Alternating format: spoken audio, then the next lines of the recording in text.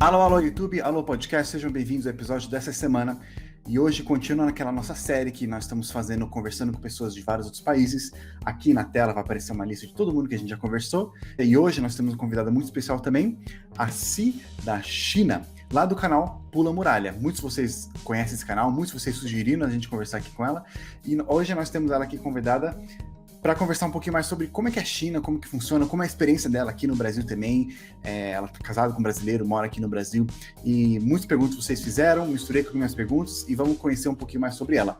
Então, eu já quero dar as boas-vindas aqui para Si. Oi, tudo bem? Aqui estou olhando vocês, aqui estou olhando o Davi. Muito prazer, muito obrigada pelo convite, estou feliz, estou aqui conversando com o Davi e respondendo algumas dúvidas de vocês, acho que de vocês, né? É só uma dúvida que eu queria tirar antes. O seu nome, como se pronuncia? Eu sei que falam Si e aí depois é Liao, assim mesmo? Na verdade, na China a gente coloca sobrenome antes do nome, então seria Liao primeiro e depois Si. Liao Si. Liao Si. Mas o som é um pouquinho diferente, o som é Liao Si, é meio cantadinho, né? Liao Si. Interessante. E conta um pouquinho pra gente, então, como que foi essa sua experiência de vindo para o Brasil, ou de por quê, né? Primeiro, muitas pessoas perguntam por quê, né? Por que você escolheu o Brasil ou o português? Como que começou isso?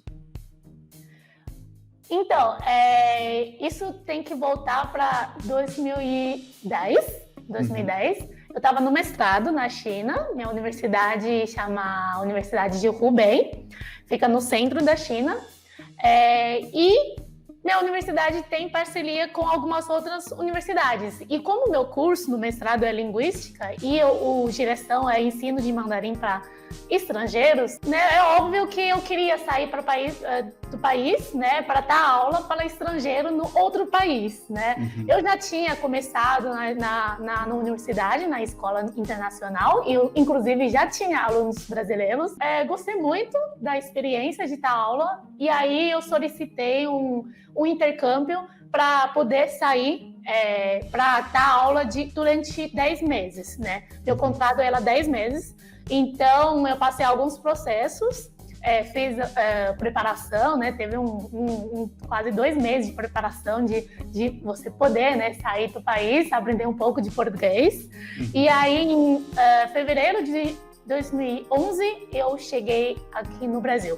Eu tinha 23 anos. Primeira vez andar de avião, primeira vez sair do país. Nossa! Primeira vez viajar tanto de avião. Como foi a sua impressão quando você chegou assim? Qual foi a primeira coisa que você notou? Tropical. Nossa, porque é fevereiro, né? Aqui você sabe, São Paulo é a época de chuva. Mas na China, ela é inverno. Então eu saí de Pequim, que é norte, e o inverno na China é bem seco, igual aqui em São Paulo. Então você sai de frio, de seco, e de repente, quando eu cheguei 2 horas da tarde. Aí eu saí, já chegou aquele vento quente, molhado, e caiu uma chuva gigante. Eu falei, meu Deus. E é muito essa sensação de tropical.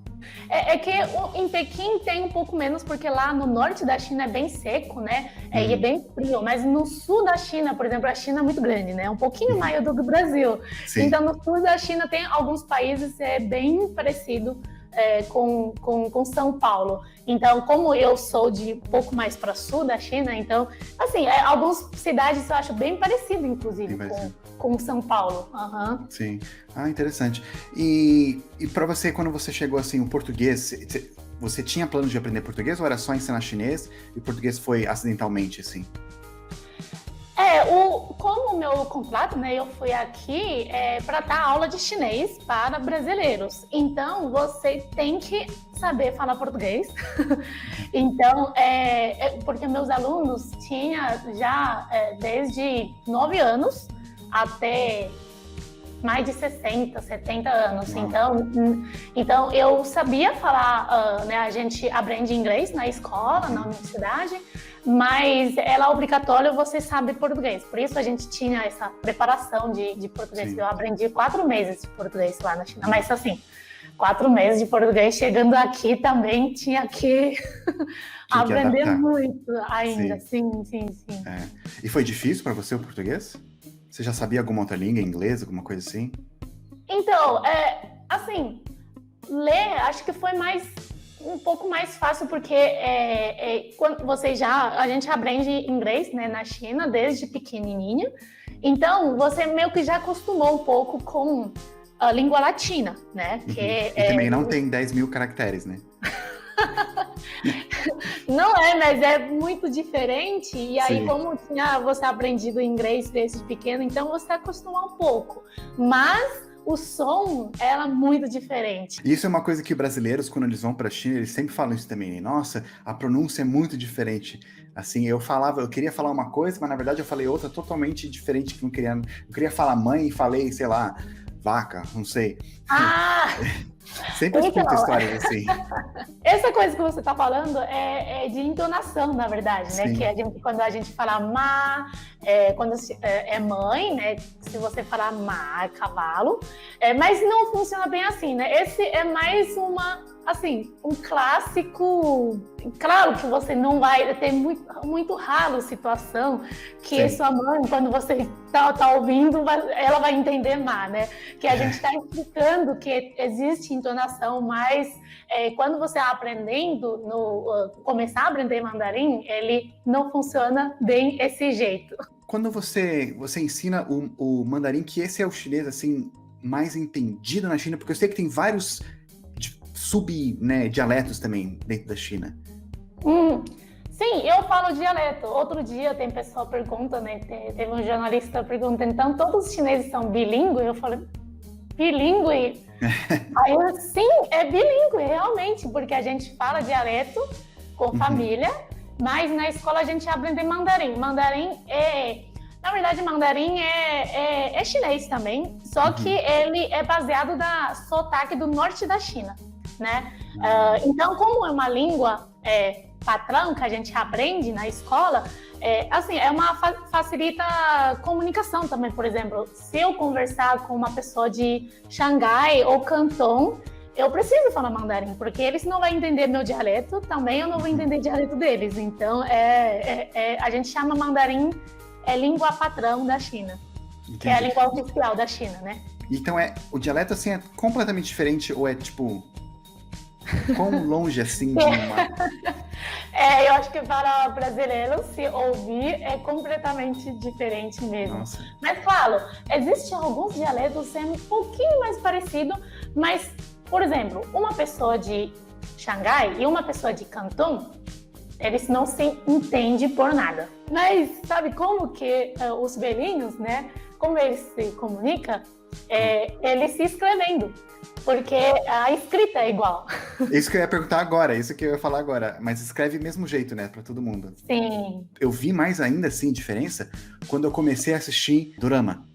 Porque eu comecei a ver uns doramas chineses também, e eu via que era dublado de novo, né? Parecia que eles estavam dublando a voz deles. Não sei se já perguntaram isso pra você, mas era ele falando, só que não era ele falando. Alguém tava dublando, só que era em chinês também. E eu fiquei tipo... 你这又是什么黑暗料理啊？什么叫黑暗料理啊？人家小鹿说了，这个绿豆啊，不仅解暑降温，而且营养丰富。不知道味道怎么样啊？我们一家人都被洗脑了。 Como assim? Eles estão Por quê, redublando né? eles mesmo? E aí eu pesquisando na internet descobri que é porque alguns atores têm um dialeto diferente, então eles dublam para ficar o padrão de tudo. Tem esse motivo mesmo, né? Que é como se fosse, eu acho que aqui também no Globo, né? Tipo, quando a gente ouve português, muito português é do Rio de Janeiro, né? Sim. Sim.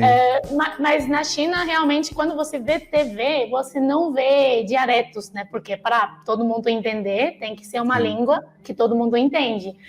Mas também tem um outro motivo que é muito interessante, porque as novelas, né? A China produz muitas novelas, né? Centenas de novelas por ano. Então, muitas novelas, filmes, muitas coisas.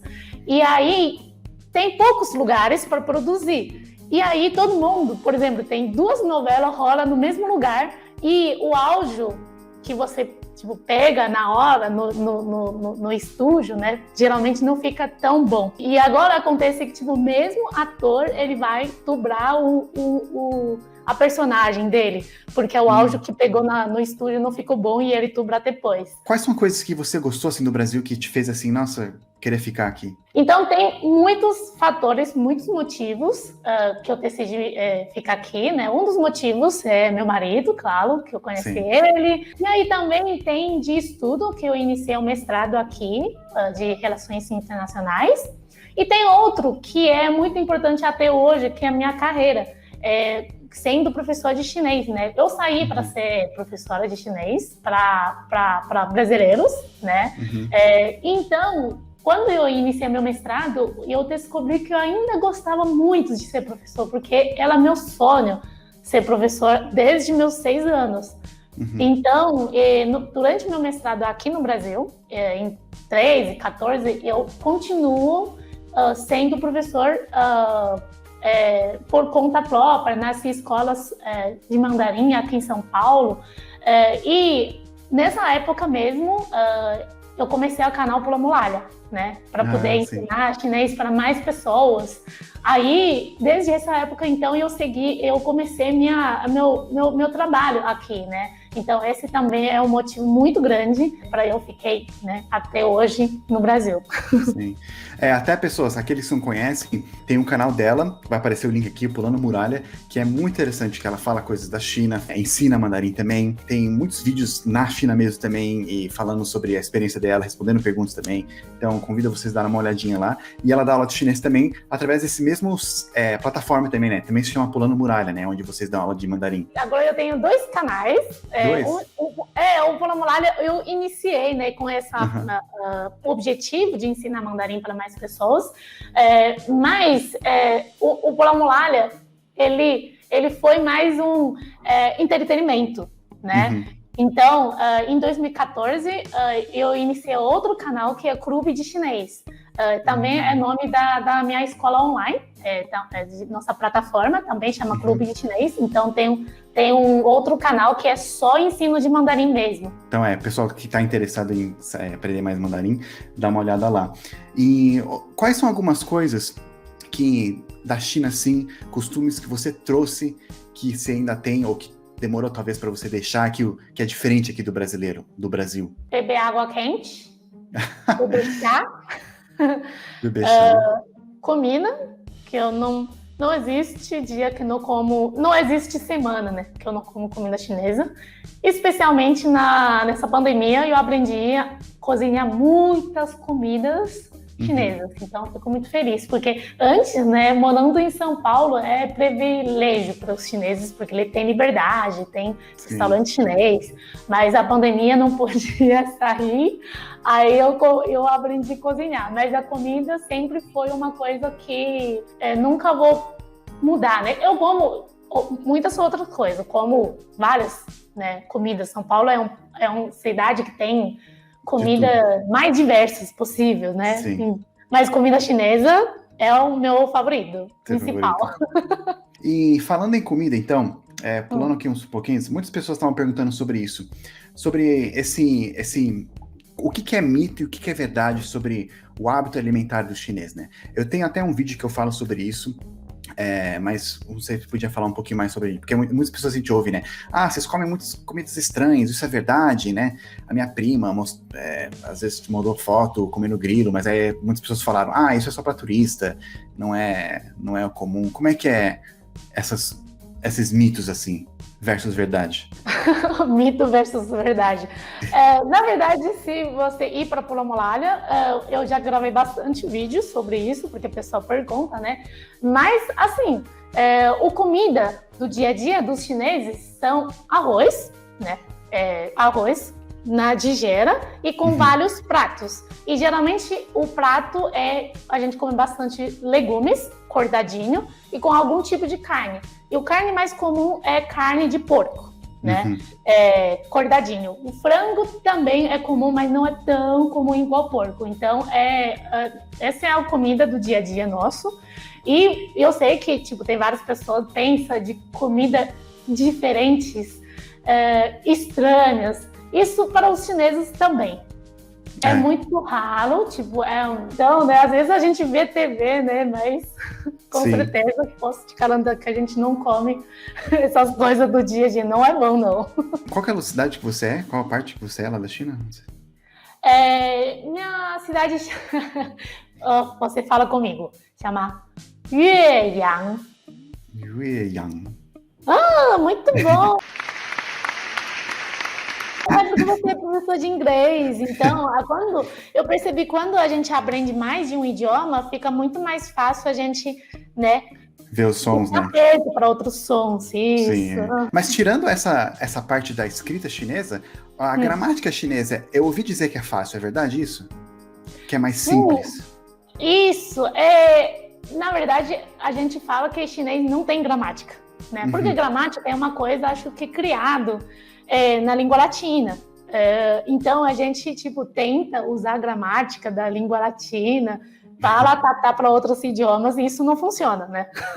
Nossa, por exemplo, não tem conjugação verbal, não tem gênero, não tem plural, não tem essas coisas, porque a escrita é muito diferente, são ideogramas, né? São significados já, não são letras, né? Sim. Então funciona de outra forma. A maneira de transmitir a ideia é diferente, né? Sim. Muito interessante. Eu lembro que eu tava, quando eu conversava com esses chineses ou cantoneses que eu ensinava, eu perguntava pra ele, mas você não tem futuro? Ele, não. Mas como é que você vai falar, eu quero comer amanhã? Aí ele fala, eu comer amanhã. Aí eu, tá, mas como é que você fala que eu comi ontem? Eu comer ontem. Aí eu, E falando na vida na China, no que sentiu falta, muitas pessoas perguntaram aqui sobre, né, no meu canal a gente fala bastante sobre como funciona o país, né, um dos vídeos que eu tenho sobre a China é sobre como se tornar o presidente da China, né, eu falei sobre um processo e muitas coisas a gente não sabe, né, que é muito diferente aqui no Brasil. Então muitas pessoas perguntam como que é viver num país comunista, assim, as pessoas lá, vocês consideram assim, é o comunismo de Marx, pensa neles assim, ou pensa uma coisa mais chinesa, assim, é mais nosso, assim? Na verdade, eu não sei como é viver um país comunista, eu sei como é viver um país que é meu país, que é a China, né? Porque eu vivi 24 anos lá, e minha família toda mora lá até hoje, e quando eu morei lá, nunca pensei como é viver um país, né, como China. Igual você perguntou, comunista. Então, eu acho que vivendo na China é muito diferente comparado a viver aqui. Mas eu acho que se um brasileiro viver em qualquer outro país, também vai ser muito diferente. Para mim, eu acho que eu trato como o meu país original, né, que é a China, que eu vivi por 24 anos, e aqui no Brasil, que eu vivi 10 anos. Mas quando você saiu de lá, você viu aqui, você percebeu uma diferença, por exemplo, coisas que a gente ouve falar, né, sobre a internet um pouquinho mais controlada. Quando você veio pra cá, você ficou mais, nossa, ou não percebeu tanto assim? Na verdade, eu acho que quando eu vim aqui, né, como eu falei, tudo é a primeira vez. Então, é uma explosão de informações que você vive do dia a dia, né? Sim. Você vive com os alunos, você vive vendo as pessoas na rua. Eu gostava muito de ir para a feira, conversando com as pessoas da feira, conversando com as pessoas do prédio que eu morava. Então, eu acho que são muitas informações do dia a dia. E, sim, são várias informações que é diferente que eu vivia, né, antes, na China. Então, sim, tem muitas informações. Inclusive, né, se meus alunos, tem muitos alunos que queriam ir para a China para ter também essa experiência. Sim, para aprender um idioma. A melhor maneira que você aprender um idioma é vivendo lá, recebendo, né, as informações bem diferentes, que acho que funciona para vários outros países também. Sim. Eu acho que uma das diferenças, assim, que a gente tem, assim, que são, acho que, diferenças mais culturais do que governamentais, assim, mas por exemplo, na China, e não só na China, mas vários países asiáticos como as Coreias, né, o Japão, por causa da cultura e da filosofia, é mais voltado na comunidade, né? Por exemplo, na China, quando você fala, todo mundo tem que usar máscara por causa do vírus. Todo mundo usa, sem questionar, todo mundo faz. né? Então, por isso que muitas coisas são eficazes. Tem que fazer isso, todo mundo faz, porque todo mundo pensa, né, que eu tenho que servir minha comunidade. No países mais ocidentais, como o Brasil, Estados Unidos, são um pouquinho mais individualistas, né? Eles pensam, eu não tenho que usar máscara, porque eu não tenho que fazer isso, eu não tenho que fazer isso aqui, não. Então tem um pensamento mais assim, versus na Ásia, que é um pensamento mais, né, na comunidade. Não tem certo e errado, são só diferenças, né, maneiras diferentes, assim, das pessoas se pensarem, das pessoas viverem, né, em uma comunidade, uma sociedade, né.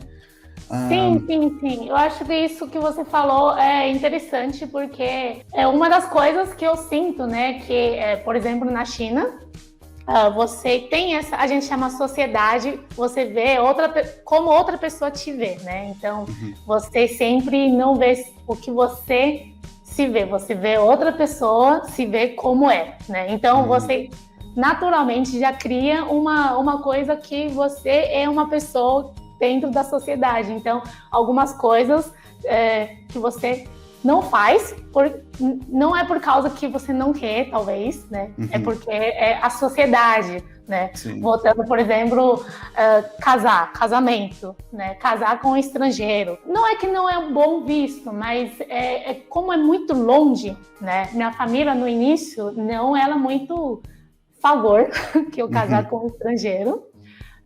Mas a gente superou, meus pais adoram o Lucas hoje, porque no final das contas, né, não importa qual país, são pessoas são parecidas, né? Exatamente. Todo mundo quer comer, todo mundo quer dormir, todo mundo quer fazer quer ser feliz, né? Não, só poucas pessoas querem destruir o planeta. Às vezes a gente vê, às vezes pensa outra cultura é muito diferente, deve ser pessoa da outra planeta, não? Sim. Sobre a religião lá na China, porque eu pensava, né? Eu sei que as religiões que estão lá, tem cristianismo lá, tem budismo lá, tem todas as religiões estão lá também, né? Não tem proselitismo, né? Eu não posso chegar lá e sair na rua e falar, gente, vem aqui na minha igreja. Isso não tem. Mas tem as igrejas lá. E eu fiquei surpreso, num dos vídeos que eu assisti teu, você estava lá visitando a casa da sua avó e tinha um altarzinho com deuses da família. E eu fiquei, nossa, o que é isso? O que é isso? É uma religião, assim, da família? Ou é uma religião, assim, é só uma tradição que tem? É budismo? Não, é mais eu acho que entre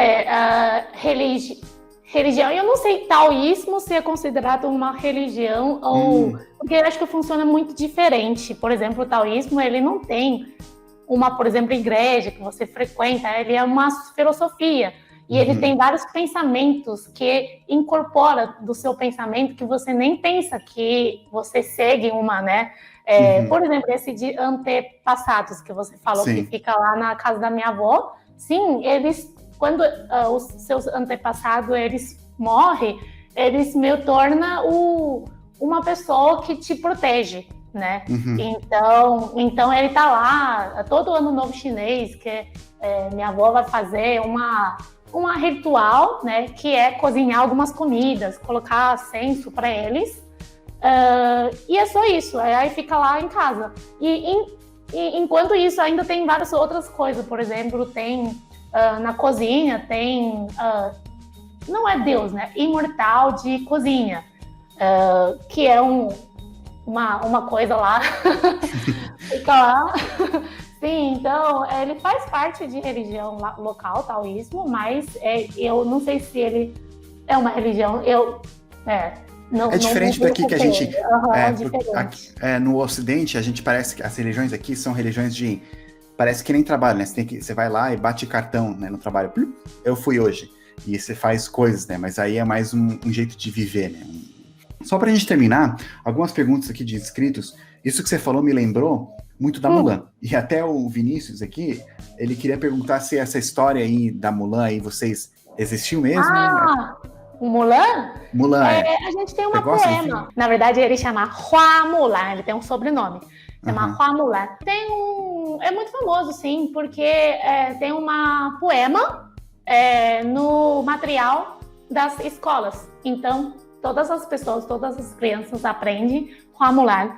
Só que a gente não conhecia o filme Mulan, né? Que não é muito conhecido na China. Mas a história de Hua Mulan é ultra conhecida, né? Ela é a herói Das E é isso meninas mesmo. também. É a mesma história, assim, ela não Sim, pôde ir na guerra, mas aí ela se disfarçou de homem e foi pra guerra e lutou, né? E salvou a China, uma coisa assim, né? isso. É a mesma Ah, história. Sim, é um isso. pouquinho diferente, mas o principal é o mesmo. O Guilherme Rodrigues, ele queria saber se as dinastias antigas que tinham aí, né, na China, são coisas assim que vocês aprendem tem com orgulho ou uma coisa mais esquecida? A gente aprende, sim, é uma matéria de história, né? Na escola, a gente aprende todas as dinastias, pelo menos o nome. Inclusive, tem uma música, né? Não é uma música, é tipo um poema para você decorar os nomes.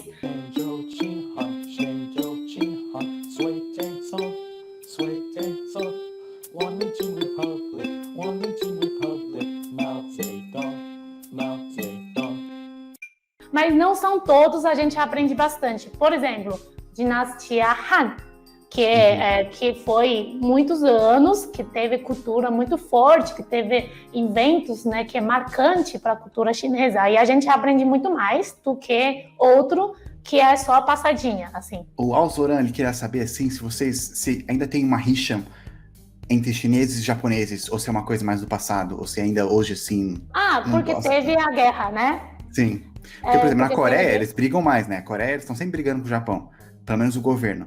E a China, a mesma coisa ou é quando vê o japonês? Eu acho que, assim, na Ásia, a economia é muito unida. Eu acho que os países têm mais interesse do que a briga entre si.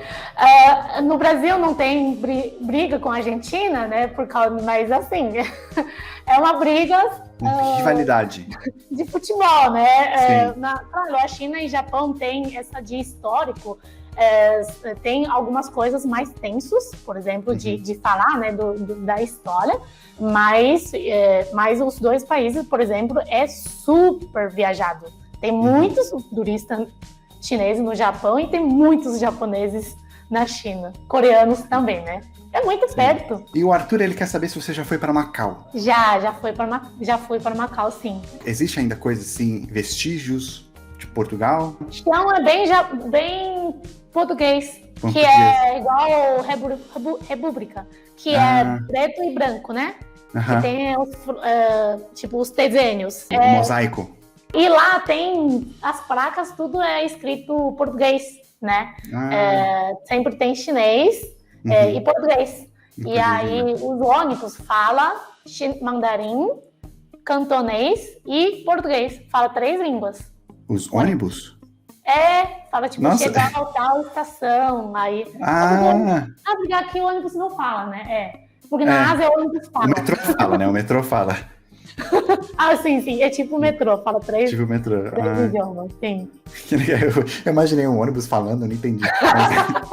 Agora eu entendi. Mas, gente, a gente já extrapolou nosso tempo aqui. A Si, ela tem muitos vídeos respondendo a vários tipos de perguntas também lá no canal dela. Então, de novo, vai lá dar uma olhada. E, Si, de novo, muito obrigado pela sua presença aqui. Alguma coisa, mensagem final, gostaria de falar aqui para nós? Eu agradeço muito o convite, foi bate-papo muito legal, né? Teve várias pessoas que fez essas perguntas, e tem, igual o Davi falou que já respondi várias perguntas gravando vídeo, e claro, fazendo um pequeno jabá, se você quiser começar a aprender chinês, pode acessar clubedechinês.com.br. Isso, vai lá, gente. E não fica com medo dos caracteres, porque é bonito por trás, tem toda uma história legal por trás, então não fiquem intimidados com isso, né? E a gramática é fácil, então, xexé, assim, né? Xexeni, muito obrigada. Muito obrigado pela sua presença e a gente vai nos falando. E, pessoal, nos vemos lá. Tchau, tchau. 再见，拜拜。